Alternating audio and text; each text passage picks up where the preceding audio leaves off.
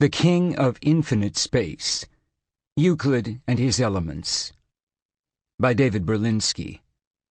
Narrated by Arthur Morey. Copyright 2013 by David Berlinski. This unabridged audiobook is published by arrangement with David Berlinski, care of Writers House, and was produced in the year 2013 by Tantor Media Incorporated, which holds the copyright thereto. Publisher's note.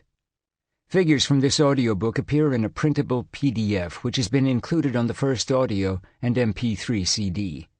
If you downloaded this audiobook in a digital format, please visit our website at www.tantor.com and type The King of Infinite Space into the search box. Follow the link to the book's pages, then click on PDF Extra 1. When prompted, enter the access code 4ELEMENTS to access the bonus material. On peut avoir trois principaux objets dans l'étude de la vérité. L'un, de la découvrir quand on la cherche, l'autre, de la démontrer quand on la possède. Le dernier, de la discerner avec les faux quand on l'examine. Blaise Pascal, de l'esprit géométrique. Preface. Euclid is universally acclaimed great. His name is in no danger of being lost. He belongs in the company of men whose reputation defies revision. This is to establish Euclid's place, but hardly to say why so many years after his death he continues to enjoy it. Euclid is, of course, the author of The Elements, and The Elements is by far and away the most successful of mathematical textbooks. A textbook that has survived for more than 2,000 years represents an uncommon achievement. Most textbooks have a short and ignominious life. They serve a purpose, but they do not inspire reverence. Euclid's Elements is different. No one has ever found a better way of presenting the elements of plane geometry. No sensitive teacher would think to use a substitute. There is none. The Elements is not simply a great book in mathematics. It is a great book. The contemporary reader eager for Euclid's personal revelations will quit the Elements unsatisfied. There is not a word about them. But in writing the Elements, Euclid found a way to impose his own powerful personality on the scattered propositions of geometry, and by imposing on them, created an immense structure, a logical space, a world in which there is growth and form and intimate dependencies among parts, something very large but not sprawling. The Elements itself, the overflow in print, paper, or papyrus of a mind singular and determined. Having revealed nothing of interest, Euclid, of course, has revealed everything of importance. If this is not an artistic achievement, then nothing is. Paris, 2012. Chapter 1. Signs of Men. L'homme c'est rien, l'œuvre c'est tout. The man is nothing, the work everything. Gustave Flaubert. The Roman architect Marcus Vitruvius Pollio lived and worked in the 1st century B.C. His treatise Libri Decem, or The 10 Books, was dedicated to Caesar Augustus some 20 years before the birth of Christ. Vitruvius was both an architect and a military engineer, and the 10 Books contain a remarkable account of classical architectural ideas and building methods. It is sophisticated. A building, he insists, must be durable, useful, and beautiful. Firmitas, utilitas, venustas. These are simple but stringent standards. Very few buildings constructed in the past 60 years could meet them. Vitruvius writes as a critic as well as a commentator, a man prepared to judge men as well as buildings, and when he does, he takes pride in seeing things as they are. In his 6th book, De Architectura, Vitruvius recounts a story, one told as well by Cicero, about Aristippus, a 4th century philosopher. Finding himself shipwrecked and cast on the Rhodian shore, he despaired. Aristippus then happened to notice some geometrical figures scratched into the sand. Triangles, perhaps, or circles, or straight lines suspended between points, the careless detritus of someone squatting by the seashore and thinking about shapes in space. He said to his companions, "We can hope for the best, for I see signs of men."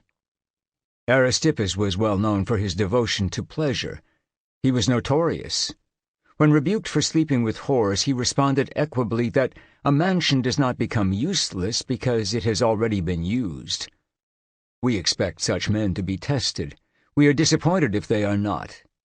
It is right that Aristippus found redemption in human solidarity. The signs of men. Mathematics is what mathematicians make of it. What other standard would apply? Still, mathematicians exhibit a very nice sense of what they should make of what they have made. They are, after all, border guards at their own frontiers. Is mathematical logic a part of mathematics? Or mathematical physics? Most mathematicians would say they are not. They never doubt the importance of these subjects. They are not blind. But mathematicians are as fussy as cats, and almost as conservative. Their deepest commitment is to shapes and numbers, the seeing eye, the beating heart. Counting would seem to come first, no? Every living creature makes the distinction between the thing that it is and the thing that it is not. Two numbers are required to express all of the imperatives of biology. This is me, that is not. Long live the numbers, then. But then there is seeing. Shapes are metaphysically as compelling as numbers.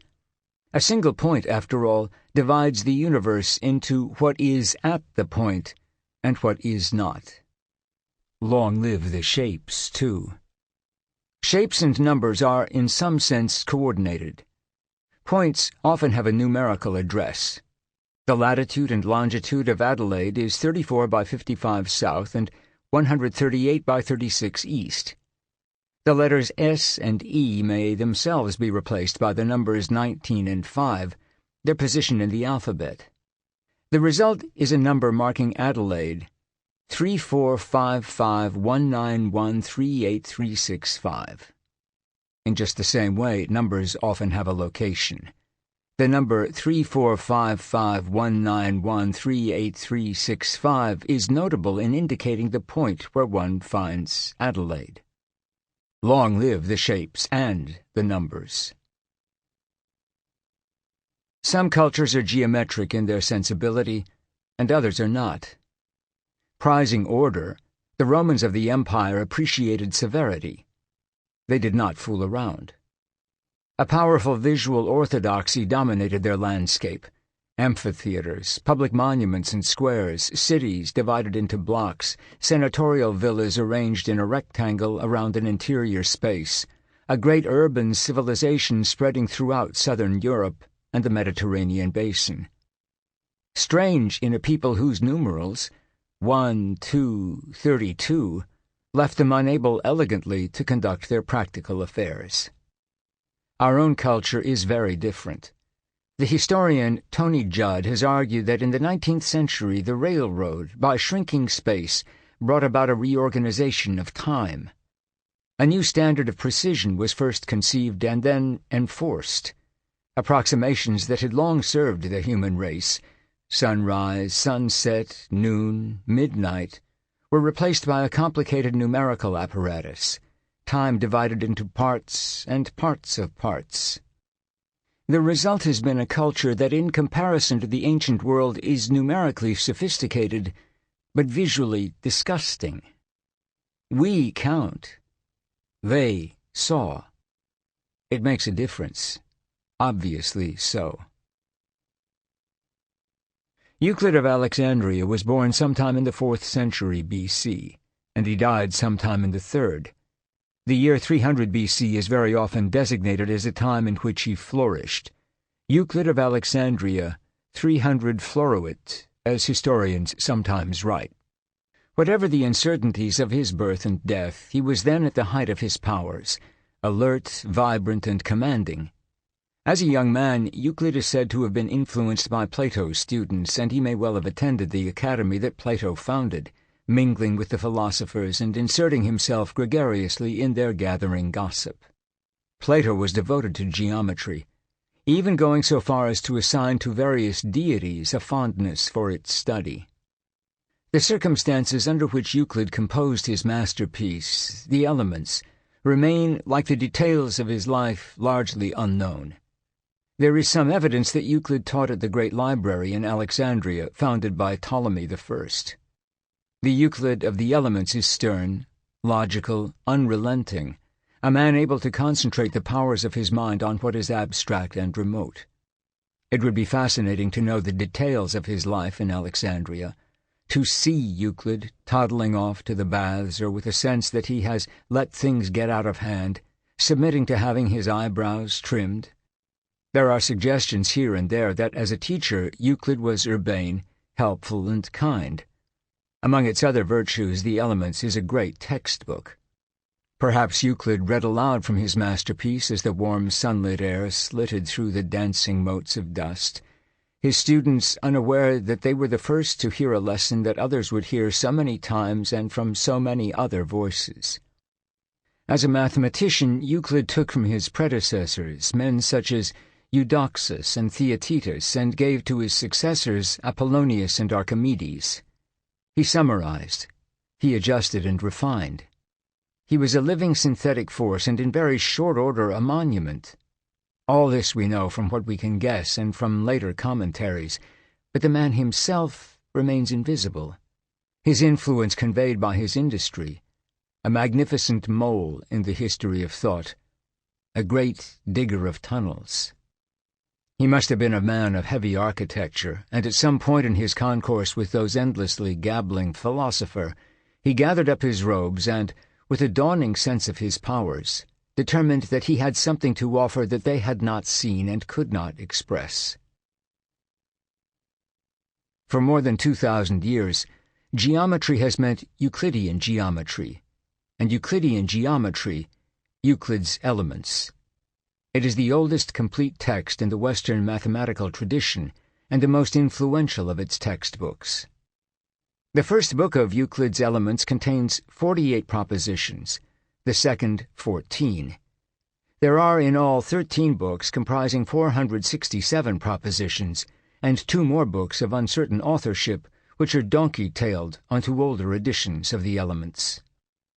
The propositions in Book 1 through 4 are concerned with points, straight lines, circles, squares, right angles, triangles, and rectangles, the stable shapes of art and architecture.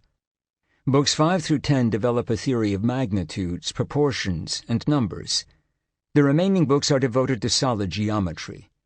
Every book of the Elements is compelling, but the Euclid of myth and memory is the Euclid of the first 4 books of his treatise. In every generation, a few students have found themselves ravished by the Elements. At the age of 11, Bertrand Russell recalls in his autobiography, I began Euclid with my brother as my tutor. This was one of the great events of my life, as dazzling as first love. I had not imagined that there was anything so delicious in the world. A course in Euclidean geometry has long been a part of the universal curriculum of mankind. Those not ravished by its study have very often remarked that the Euclidean discipline did them good nevertheless. It improved their mental hygiene.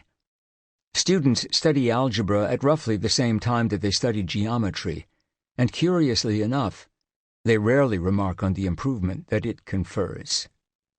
Algebra, students complain, is just nasty. Nothing from Euclid's hand survives into the 21st century. We know Euclid only from copies of copies, these passing through the mangler of translation from Greek to Latin, and then to Arabic, and back to Greek, and finally to medieval Latin. Modern versions of Euclid are based on a 10th century Greek manuscript identified in the 18th century by the French scholar François Pérard. There is a poignant distinction between the solidity of Euclid's thoughts and the perishable papyrus he used to express them. Long before Euclid, the Babylonians wrote laboriously on tablets. Plop went the wet clay on a long table. Inscriptions by means of a curved stylus. Chif, chif, chif. Sample complete. Ready to continue?